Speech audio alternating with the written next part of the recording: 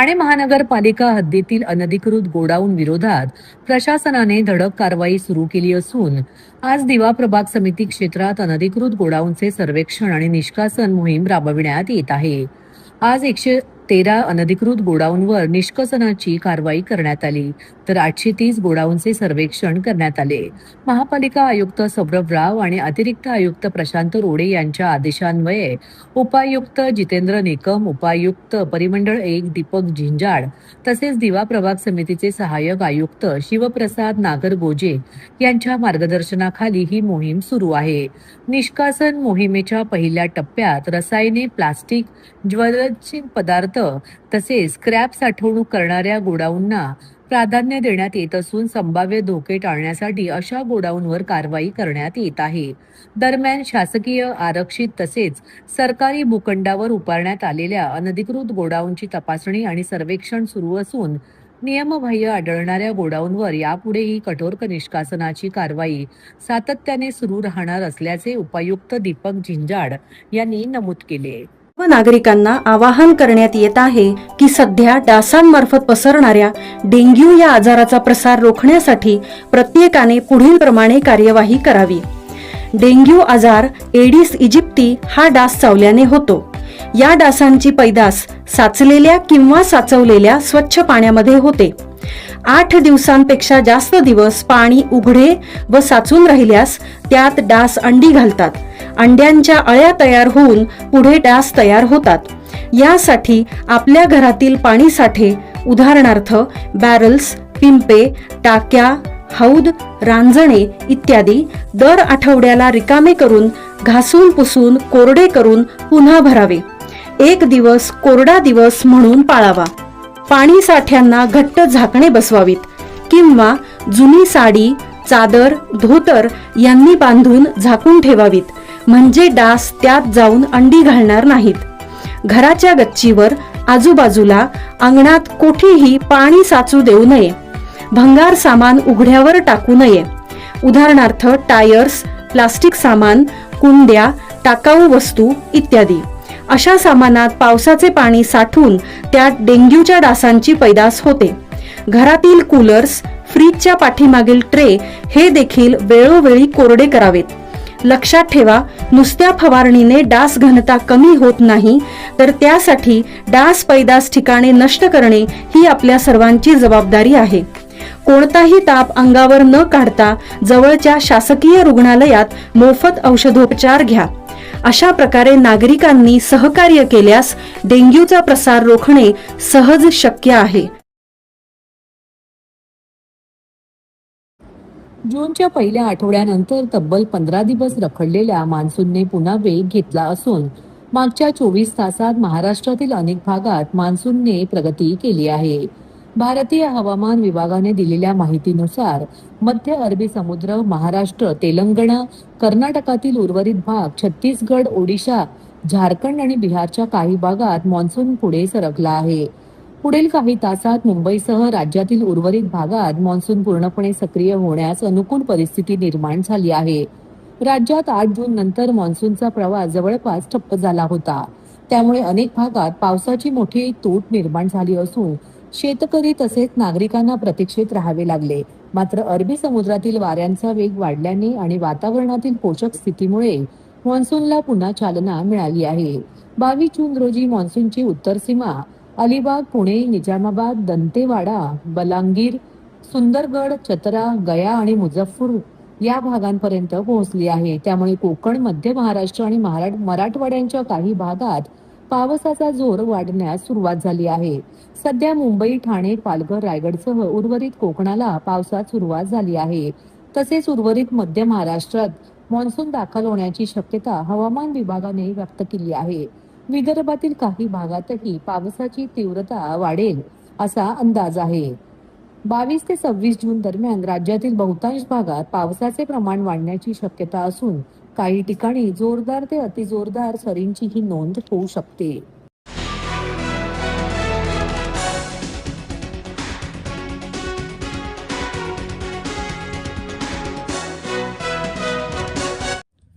संस्कार सेवाभावी संस्थेतर्फे व समाजसेवक दत्ता घाडगे यांच्या पुढाकाराने ढोकाळे येथील शरदचंद्र पवार मिनी स्टेडियममध्ये 12व्या आंतरराष्ट्रीय योग दिनाचे आयोजन मोठ्या प्रमाणात केले होते. या योग कार्यक्रमात ठाणे विधानसभेचे जनसेवक आमदार संजय केळकर यांनी सहभाग घेत योगाभ्यासाचा अनुभव घेतला. योग ही केवळ शारीरिक व्यायामाची पद्धत नसून शरीर, मन आणि आत्मा यांचा सुंदर समन्वय साधणारी भारतीय संस्कृतीची अमूल्य देणगी आहे. आजच्या धकाधकीच्या जीवनात निरोगी आणि संतुलित आयुष्यासाठी योगाचा अंगीकार करणे ही काळाची गरज आहे, असे यावेळी आमदार संजय केळकर यांनी बोलताना सांगितले. या निमित्ताने उपस्थित सर्व योगप्रेमींसोबत योग साधना करताना सकारात्मक ऊर्जा आणि नवचैतन्याचा अनुभव मिळाला. आपल्या दैनंदिन जीवनात योगाचा समावेश करून निरोगी, सक्षम आणि आनंदी समाज घडविण्याचा संकल्प करूया. यावेळी आयोजक दत्ता गाडगे यांनी आमदार संजय केळकर यांचे स्वागत सत्कार केले व वेळेत वेळ काढून आलात याप्रसंगी उपस्थित राहिल्याबद्दल त्यांचे आभार मानले. तसेच पतंजली योग समितीचे सुद्धा आभार मानले. यावेळी दत्ता गाडगे यांनी प्रसार माध्यमांशी बोलताना अधिक माहिती दिली. सदर कार्यक्रमाला नागरिकांनीही उत्तम प्रतिसाद देत कार्यक्रमाचे आयोजक दत्ता गाडगे हे गेली अनेक वर्ष हा स्तुत्य उपक्रम राबवितात, त्याबद्दल दत्ता गाडगे यांचेही नागरिकांनी यावेळी आभार मानले. दरवर्षीप्रमाणे यावर्षी आंतरराष्ट्रीय योग दिवस ढोकाळे येथे शरदचंद्र पवार मिनी स्टेडियममध्ये साजरा केला. संस्कार सेवाभावी संस्था आणि पतंजली योग शिबिर या दोघांच्या माध्यमातून गेल्या 12 वर्षापासून या ठिकाणी आंतरराष्ट्रीय योग दिवस साजरा केला जातो आणि या ठिकाणी साजरा केल्यामुळे सगळे या आजूबाजूचे सगळे नागरिक सहभागी होतात आणि आमदार संजय केळकर सुरुवातीपासून दरवर्षी या ठिकाणी येतात, त्याबद्दल त्यांचे खूप खूप अभिनंदन. आणि या ठिकाणी आंतरराष्ट्रीय योग दिवसामध्ये जे जे साधक सहभागी झाले होते त्या सगळ्यांचे खूप खूप अभिनंदन आणि मी पतंजली योग समितीचे विशेष आभार सुद्धा व्यक्त करतो. जय हिंद, जय महाराष्ट्र, जय भारत.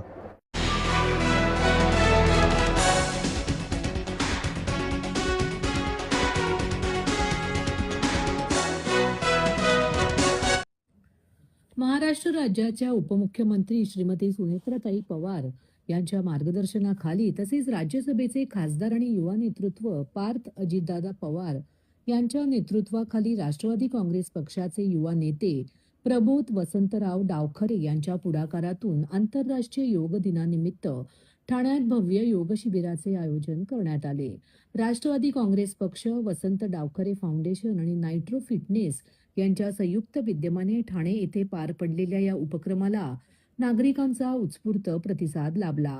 सकाळी 7 ते 10 या वेळेत आयोजित करण्यात आलेल्या या योग शिबिरात 500हून अधिक नागरिकांनी सहभाग नोंदवला. विविध वयोगटातील नागरिक, युवक, महिला आणि ज्येष्ठ नागरिकांनी योगाभ्यास करत निरोगी जीवनशैलीचा संदेश दिला.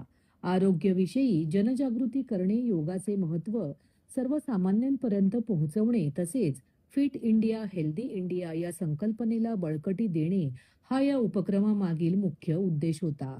यावेळी फिटनेस आणि आरोग्यपूर्ण जीवनशैलीचा संदेश देणाऱ्या स्वर्गीय अजितदादा पवार यांच्या कार्याला अभिवादन करण्यात आले. प्रबोध वसंतराव डावखरे यांनी अलीकडेच राष्ट्रवादी काँग्रेस पक्षात प्रवेश केला असून पक्ष प्रवेशानंतर त्यांनी आयोजित केलेला हा पहिलाच सार्वजनिक सामाजिक उपक्रम ठरला. नागरिकांच्या आरोग्यविषयक जाणीवा अधिक दृढ करण्याच्या उद्देशाने आयोजित करण्यात आलेल्या या कार्यक्रमाचे सर्व स्तरातून कौतुक करण्यात आले.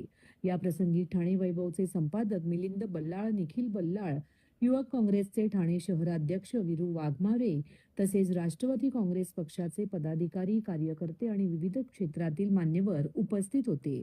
कार्यक्रमादरम्यान बोलताना प्रबोध वसंतराव डावखरे यांनी सांगितले की राज्यसभेचे खासदार पार्थ अजितदादा पवार आणि महाराष्ट्राच्या उपमुख्यमंत्री सुनेत्राताई पवार यांच्या प्रेरणा, मार्गदर्शन आणि शुभेच्छांमुळे या उपक्रमाला विशेष बळ मिळाले. निरोगी भारत आणि सक्षम युवा पिढी घडवण्यासाठी नियमित व्यायाम, योग आणि आरोग्यदायी जीवनशैली अत्यंत आवश्यक आहे. युवकांनी फिटनेसला आपल्या दैनंदिन जीवनाचा अविभाज्य भाग बनवून राष्ट्र निर्मितीत सक्रिय योगदान द्यावे. योग, आरोग्य आणि सामाजिक बांधिलकी यांचा सुंदर संगम साधणारा हा उपक्रम नागरिकांसाठी विशेष प्रेरणादायी ठरला.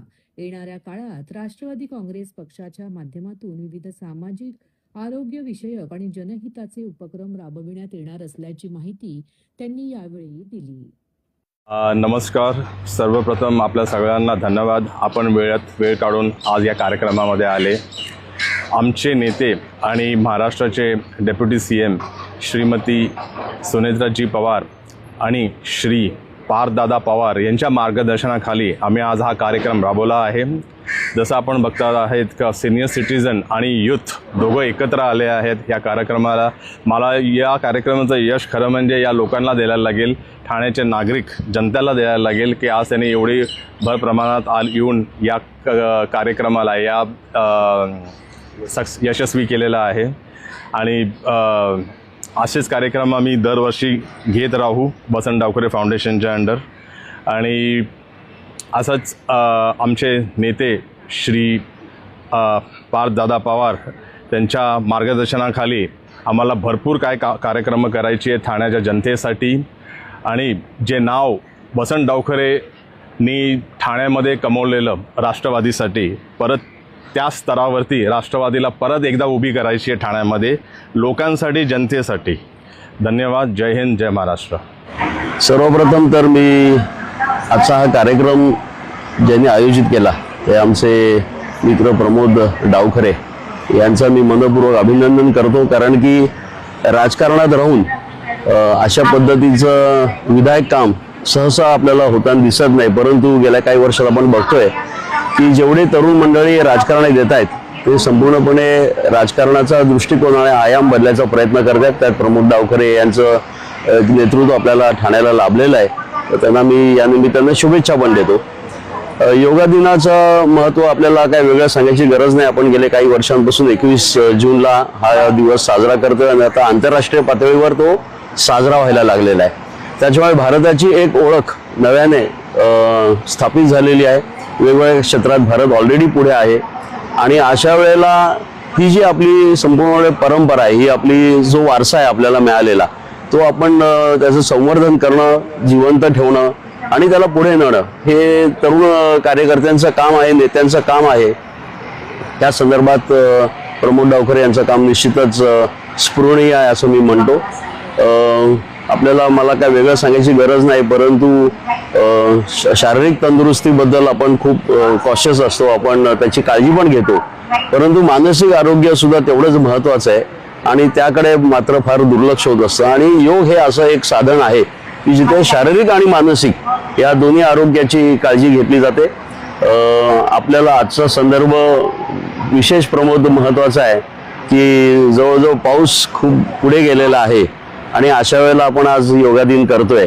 तर मी आता इथे येताना विचार करत होतो की पृथ्वी हे संपूर्ण जर शरीर असेल तर पर्यावरण त्याचा सोल आहे आणि सोल आणि शरीर एकत्र आलं आणि योगा दिनाचं निमित्त करून, त्यामुळे आपण सर्वांनीच प्रार्थना केली पाहिजे की आपण योगा करतो आहे आणि एक चांगला योगायोग मला असं वाटतं संध्याकाळपर्यंत पाऊस पडण्यात सुद्धा व्हावा अशा सुद्धा मी शुभेच्छा देतो. आणि प्रमोद पुन्हा एकदा आपल्याला मनपूर्वक तुमचं आभार मानतो आणि शुभेच्छा देतो. धन्यवाद.